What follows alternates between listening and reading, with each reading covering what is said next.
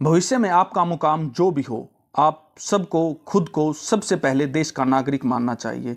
इससे आपको संविधान के मुताबिक निश्चित अधिकार मिलेंगे, लेकिन अधिकारों के साथ जो कर्तव्य आपके हिस्से में आएंगे उन्हें भी ठीक से समझ लेना चाहिए। हमारे लोकतंत्र में स्वाधीनता की शर्त समाज के हित में कुछ कर्तव्यों के साथ जुड़ी है। एक अच्छा नागरिक वह है जो कानून का पालन करे, तब भी जब कोई पुलिसकर्मी मौजूद न हो। पहले के ज़माने में आत्म संयम और अनुशासन परिवार व शिक्षकों से मिलता था, लेकिन वर्तमान के आर्थिक तंगी वाले जीवन में अब यह मुमकिन नहीं रहा, चूँकि शैक्षणिक संस्थानों में भी संख्या बढ़ती जा रही है। इसलिए शिक्षक और शिक्षा के बीच और शिष्य के बीच व्यक्तिगत संपर्क की गुंजाइश कम हो गई है। होता यह है कि नौजवान छात्र अपने हिसाब से सीखने की स्थिति में आ जाते हैं और हम जानते हैं कि समस्याएं यहीं शुरू होती है। एक बार दोबारा ध्यान दें, होता यह है कि नौजवान छात्र अपने हिसाब से सीखने की स्थिति में आ जाते हैं और हम जानते हैं समस्या यहीं शुरू होती है।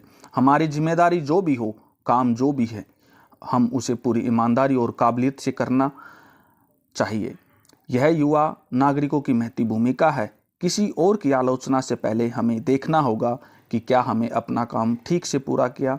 आप ये कभी न भूलें कि देश के लिए वफादारी आपको किसी भी वफादारी से पहले है। हमेशा याद रखिए कि पूरा देश एक है और जो भी बांटने या अलगाव की बात करे वो हमारा सच्चा दोस्त नहीं है।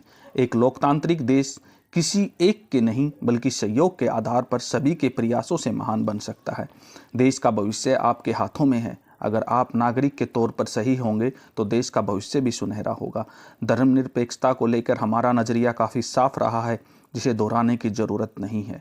यह हमारे संविधान का हिस्सा है। विविधता के बावजूद भारत बुनियादी रूप से एक है, जिसे हम सभी स्वीकारते रहे हैं और आगे भी और मजबूती से इस एकता को बरकरार रखने के लिए प्रतिबद्ध हैं।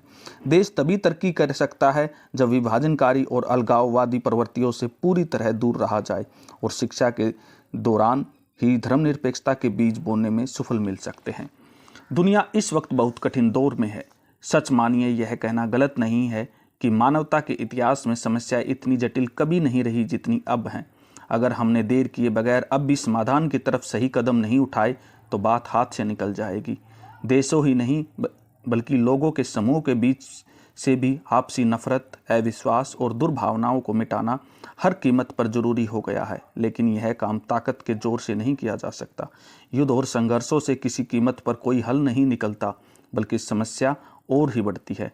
न्यूक्लियर और थर्मोन्यूक्लियर एनर्जी के क्षेत्र में विज्ञान और प्रौद्योगिकी ने महत्वपूर्ण उपलब्धियां हासिल की हैं। अब हमें सोचना है कि हम इनका इस्तेमाल रचनात्मक ढंग से करें या विध्वंसक ढंग से। भारत में हमारी अपनी अलग समस्याएं हैं। हमारा लक्ष्य हर भारतीय की बुनियादी ज़रूरतों को पूरा करना और संविधानता के जीवन जीने के अवसर देना है। एक ऐसा लोकतांत्रिक समाज जहां सबके लिए एक समान स्थान हो, समान सम्मान हो और सेवा व तरक्की के लिए समान अवसर हो। हम भेदभाव व छुआछूत मिटा सके। आर्थिक असमानता की गहरी खाई को पाटना हमारा लक्ष्य होना चाहिए। हम नहीं चाहते कि सारी पूंजी कुछ हाथों में केंद्रित हो जाए। सदियों की हमारी महान सांस्कृतिक धरोहर किसी एक समुदाय की नहीं है, बल्कि इतिहास में जितने महान लोग यहाँ रहे हैं उन सब के साझा सहयोग का नाम हमारी संस्कृति है।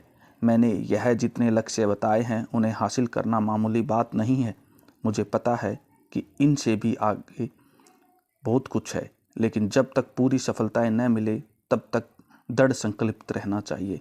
याद रखना चाहिए कि भारत की ज़्यादातर आबादी गरीब है और अल्पसंख्यक हैं वे लोग जो आराम और तमाम सुविधाओं की ज़िंदगी गुजार पाते हैं। हिंदू, मुस्लिम, ईसाई, पारसी और बाकी सभी समुदायों को भारतीय होकर एकजुट होकर गरीबी से लड़ना चाहिए, बीमारियों से निपटना चाहिए, अशिक्षा से मुक्त होना चाहिए। ये सब महान विचार हैं हमारे देश के प्रधानमंत्री लाल बहादुर शास्त्री के।